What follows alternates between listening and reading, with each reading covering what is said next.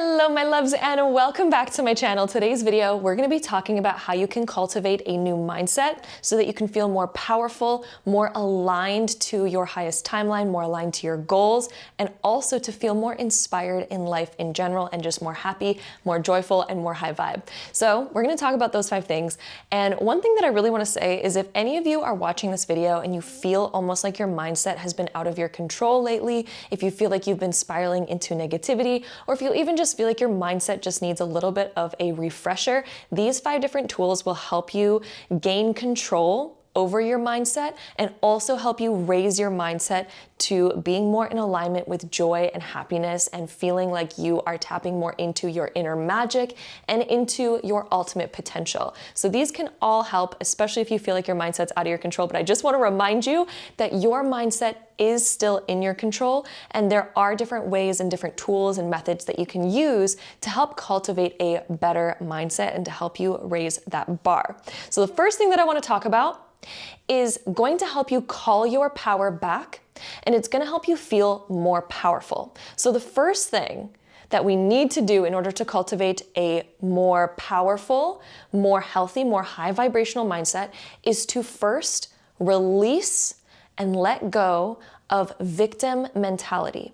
And a lot of the times we can succumb to victim mentality, especially when it feels like there's circumstances that are outside of our control and we're feeling like our mindset is getting bogged down or weighed down by circumstances that again are outside of our control, such as perhaps like losing our job or losing a relationship that meant a lot to us, or just other factors that might be outside of our control that we feel, again, like life might feel like it's against you. However, I am going to tell you that you can actually call your power back by releasing the mindset or the attitude or the perspective of feeling like all of these things are happening to you. And instead, when you can actually take responsibility for your present moment and for your own happiness, that is the moment that you actually call your power back. Because there's a lot of times in life where we're going to run into circumstances that are outside of our control. And when we succumb to the victim mentality of like, everything's happening to me, all of these things externally are happening to me and it's weighing on my mindset and it's weighing me down. Instead, when you can call your power back and say, you know what, I'm actually in control of my fate and in control of my destiny, and I'm going to choose to go towards my highest timeline. And so something that I used to tell myself, especially if I went through a dark period in my life where, let's say, a big relationship ended or something else happened that really, again, was outside of my control, I couldn't fix the external thing. But what I would always tell myself was a new inspiring perspective, such as, you know what, if this didn't work out, it means that there's something better for me, and I'm actually gonna go towards something so great and so much better that in retrospect, I'm gonna be like, wow, I'm so glad that that thing happened to me. I would always start telling myself that story. And those were the moments where I called my power back and I felt powerful again. Of course, it's sometimes a little bit hard to do when you're like stuck in the midst of something, especially when it's really weighing on you emotionally. Of course, we should go through the grieving process, go through all of those emotions, really allow ourselves to process things. But then at the same time, when you can flip the script and flip your perspective and start saying, you know what if this is actually happening to me? And I'm going to choose, right? Because it is a choice. I'm going to choose not to let this experience be the end of my happiness or be the end all be all. I'm instead going to say, and I'm going to choose that I am going to create something better after this. I am going to find something even more better. I'm going to go after something that is so much better. Because anytime that something does end, it always means that there is something that's more in alignment for you. Because nothing that is actually meant for you will ever leave your life and not come back, right? Because if it's meant for you, there's nothing you could do to ruin that thing or to cause it to leave your life, right? If it's actually truly meant for you. All the things that are truly meant for you are, of course, going to be the things that are most aligned to you, right? The things that feel the best for you, the things that are most in alignment with what you actually came here as a soul to experience. And one thing I want to really remind you of, because I've had a lot of conversations with friends about this who think like, oh, well, what if I'm meant for things that are blah? What if I'm meant for things that are less than this? And what if this was my only chance at having something greater? One thing I want to remind you of is your soul came here to experience an amazing dang life, and anything that is actually aligned to you is actually going to be the thing that actually feels the best and is truly the best thing.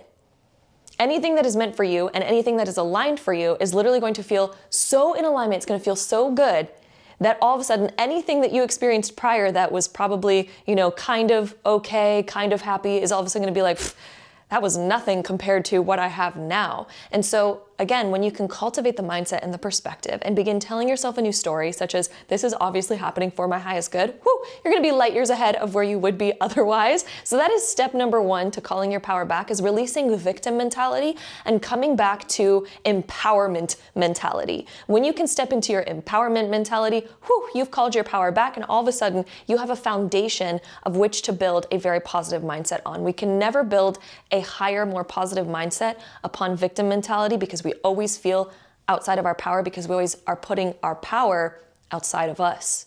When you can call your power back and say, you know what, I am going to take responsibility for my happiness, I'm going to take responsibility for my future, and I'm going to choose that I'm going to have the best freaking future ever, regardless of this external thing that is outside of my control that maybe left my life. I'm going to choose that that's going to end up being a blessing, because I'm going to choose that I'm going to create a future that's way better than what this would have been. That's how you can call your power back. And step number two in this process is to redefine your inner narrative. So the inner stories that we tend to tell ourselves, such as like, I'm not worthy of this, who am I to even want that, I shouldn't even add that to my goals list because I'll never achieve it anyway. Or even if we're looking in the mirror saying like, oh, I don't like who I am, all these different things. We can tend to have an inner critic or an inner voice that literally is working against us. And this contributes to a more negative mindset. And it can make us feel pretty crappy throughout our day if we don't actually become consciously aware of the narrative that we regularly have in our mind. And most of our narratives are actually similar from a day-to-day basis. So if you just become conscious throughout one of your days about the inner narrative that you regularly have playing in the background, and you write down what those predominant thoughts are that keep circulating through your mind, if you write them down, become consciously aware of them, and rewrite that story. So if you regularly think, oh, I'm not worthy of any of my goals or dreams or desires, I might as well not even dream about them anyway, they're never gonna happen for me. Well, that inner narrative is not helping you in any way, shape, or form. So if we can actually become aware of what we were telling ourselves and begin to change the script, flip the script to something much more positive, to something much more empowering, such as, you know what? I am so worthy of any of my goals, and I am so capable of achieving any of them, because I can always find the means to gain the skills, the tools, the wisdom that I need in order to make that idea happen. And if you start telling yourself that story, it actually shifts the way that your brain operates. There's an amazing book called Psycho-Cybernetics by Maxwell Maltz, where he actually did studies, and there's been many, many studies that have been done upon your own inner self-image and your self-concept, and how it will either block you and limit you, or it will unlock your unlimited potential and even unlock skills, talents, and other types of behaviors that you never even knew existed. And so what actually happens when you start telling yourself a new inner narrative, such as, I can do anything that I dream of, I am so capable of this, I'm somebody who's a quick learner, fast learner, I get to figure out anything, and I'm so good at all this, and I'm lucky. When you start telling yourself stories like that, you will actually unlock inner luckiness, new skills that you didn't even know that were there. If you start telling yourself, I'm a really fast learner, I learn things so quickly, I have such a good memory. If you simply start telling yourself that, even if you didn't previously feel like you had a great memory or you weren't a fast learner, simply flipping the script tells your subconscious a new story. And as your subconscious gets used to that new story and begins to believe it, it will actually unlock faculties of your brain to start being a fast learner and somebody who memorizes things really easily. That's the power of your subconscious mind. Your subconscious mind has unlimited potential, but yet it can only operate within the parameters that you set for it based on your own inner beliefs and your own inner self-concept and your own inner dialogue. So when you start to become aware of the regular narrative that you have throughout your day, the regular narrative that you have about yourself, your life, and what you're capable of, when you can become aware of it and then flip that script and start telling yourself a new story, even if it feels like it's mumbo jumbo at first and your subconscious mind is like, I don't believe that. If you continue to tell yourself this new story, and you continue to repeat it through affirmations, or let's say you just choose to repeat it every night before you go to sleep, and you just tell yourself this new story with conviction and with emotion, because emotion is the thing that actually allows words to sink into your subconscious mind. When you can really start doing that, You're going to change your inner narrative, but you have to do it with repetition and with heightened emotion, because that's what reprograms the subconscious. And as soon as you reprogram your subconscious mind with a new narrative and a new story, that's going to be huge in terms of your mindset. Because imagine waking up and looking in the mirror every morning and being like, you know what? I love myself and I'm so capable of anything that I desire. And then all of a sudden it starts to feel like you have this magic underneath your feet. Like, I can really dream. I can allow myself to dream. I can allow myself to go towards what I want. And it really allows you to unblock yourself and take away those limitations that were once there. So that is step number 2 in cultivating a brand new mindset, which of course does wonders, but there's so much more to get into. And number 3 in this, once you've cultivated this new inner narrative, this is the moment where you can set brand new goals for yourself. Brand new goals that actually inspire you. Not goals where it's like, I just have like a goal which I know is reachable. I know I'm gonna get there one day. No, I want you to set goals where you're just like, I would be so inspired if that happened for me. I would be living on cloud 9 if that happened for me, right? And this is why it's important to have step number 2 first, where we cultivate a new inner narrative, such as, you know what, I got this. I can actually achieve my goals. Then that's when we want to start setting goals that are beyond our current reality of what we used to believe was possible. Now we can cultivate bigger goals that actually really inspire us and evoke our inner spark and our inner magic. Because whenever we have something to work towards, it gives us purpose to wake up every day, that gives us excitement, right? When I wake up out of bed and I don't have a goal for myself, or I don't have something I'm working towards, I'm just kind of like, you know what?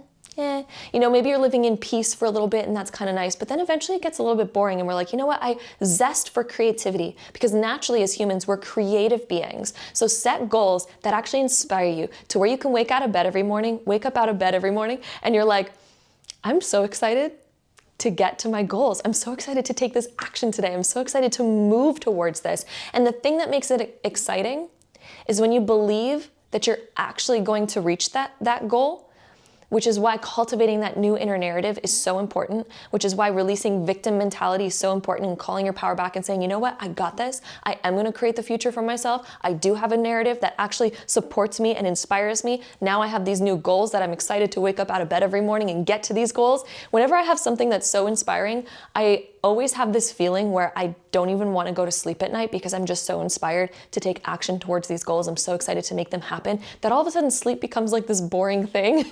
And that's actually a really fun place to be. I always love being in that energy. And those are the 3 different foundational things that are required in order to kind of like begin cultivating that energy, where you just get so excited and you have this zest for life. So anyway, that is step number 3. Step number 4 is to find evidence of your new goals and your new dream reality actually beginning to manifest. I call this evidence-based journaling, and it is so powerful, and it actually helps you reinforce the new belief systems and the new narrative that you're telling yourself, such as, I can reach this goal, I will reach this goal. It really helps you create a foundation for that belief to make it unshakable, so that even if challenges come your way, even if obstacles come your way, even if doubt slips back into your mind, when you do evidence-based journaling, this is what actually begins to solidify your new belief systems and helps solidify your foundation, so that you can keep coasting along no matter what challenges come your way and no matter what fears or doubts tend to creep back in your mind once in a while, because everyone has fears and doubts that will creep back in once in a while. Evidence-based journaling is literally your cure for this. You have to do it daily. So what you do is you create a dedicated journal where daily you find at least one piece of evidence that you are making progress towards your goal, or that the universe is supporting you, or that the universe is giving you a sign that, your dreams are actually happening. Whatever it might be. It could be something such as, finding $1 on the ground, and then you're just like, oh my gosh, there's evidence that the universe is helping me get to my dream of my dream career, or the abundance that I'm really wanting to attract, or such and such. Or perhaps, you're in the nail salon getting your nails done, and all of a sudden a TV show comes up on the TV that's all about like buying your dream home or something. And maybe that's a goal that you have and you're like, oh my gosh, I'm taking that as a sign. Or maybe it's going to be a really big sign, such as, okay, I intend to have this dream career, and then all of a sudden your dream company like all of a sudden has a flyer that goes out that we're looking for this person in this position, and you're like, oh my God, that's me.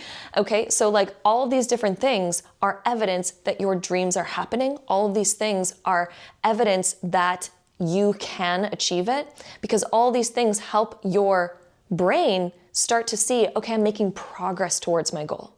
And the more progress that we feel like we're making, the stronger our belief systems come of like, oh, I got this. I can actually make this happen, right? And so evidence-based journaling is going to help you solidify your beliefs. It's going to help you with your new mindset. It's going to help you stay positive. It's going to help you really start to see that you are gaining progress and gaining momentum. So even during the times where it felt like there wasn't a lot of momentum, you have this evidence journal where it's like, no, I have momentum every single day because every single day I've been finding evidence that my dreams are manifesting. Therefore, I feel every day like I'm making progress towards it. And so of course we want to actually take action towards our dreams, of course, but then we also want to have an evidence-based journal where we can notice and prime our brain to begin seeing, yes, I am making progress and things are happening.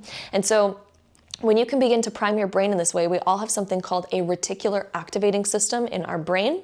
And our reticular activating system is responsible for finding and filtering out the 11 million bits of information that are around us constantly, and it decides what gets your conscious awareness. Your subconscious mind is aware of everything happening around you. So your subconscious mind, as you're watching this video, it's aware of like the street traffic noise. It's aware of all the colors in the room. It's aware of all the words that might be on books around your room. It's aware of just everything that is happening around you. Your RAS helps filter all of that to find out what's relevant for you. And it filters your reality based on your regular belief systems and your mindset that you have. So if you begin cultivating a new mindset, one that says, I'm worthy of all my dreams, desires, and goals, if you have that foundation, your RAS is going to start looking for things that are relevant to that and are relevant for you to achieve those goals. Whereas if your inner mindset says, I'll never achieve this, I'm not good enough, all these things, your RAS is actually primed to find evidence to reinforce that current idea and that current belief, which makes you feel more stuck, makes you feel more in your victim mentality. So all of these things are actually the foundation to prime your brain to begin cultivating a very positive, very strong mindset. So that's why all these different steps are so valuable and so important in completely shifting your mindset and also completely shifting your own internal identity so that you feel so inspired to be you every single day. And then point number 5 is to be mindful of what you speak about externally. So of course we all have an inner narrative, which we talked about, I think in like point number 3 or so. But next, point number 5 is all about your external narrative. So what are the things that you're regularly conversating about? So let's say that you call up a friend. Sometimes we have habits of calling up our friends and always wanting to talk about drama or the challenges that we're facing, because sometimes it helps us feel more valid about the way that we're currently feeling. So sometimes we're almost, used to or even addicted to talking about our problems or our setbacks or our challenges, because it almost makes us feel perhaps like we have a reason for being stuck, right? It's something that gives us like, okay, well, here's all my reasons about why I'm stuck, and it almost validates the reason why we're stuck, which makes us feel a little bit more positive, right? However, we don't want to validate us being stuck.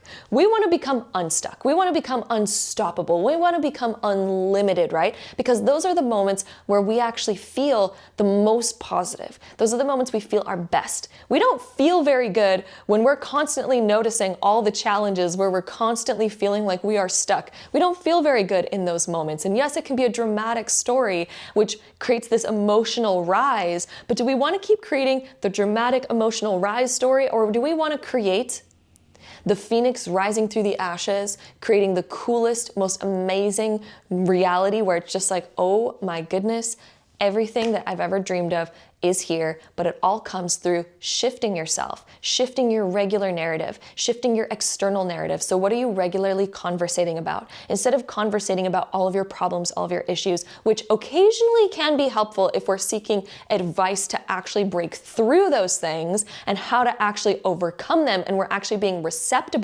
to the advice that we're being given rather than shutting it down. When we can actually use conversation to either gain wisdom, gain advice, and overcome our issues, or we choose to focus our conversations instead upon what are all the ways that you've ever overcome your problems before. Rather than telling me about your problems, tell me about all of the things that you've once been through and how you overcame them and how you created the best possible outcome for yourself. Or what would your higher self maybe tell you in this moment? Ask whoever you're conversating with, Maybe even inquire with them.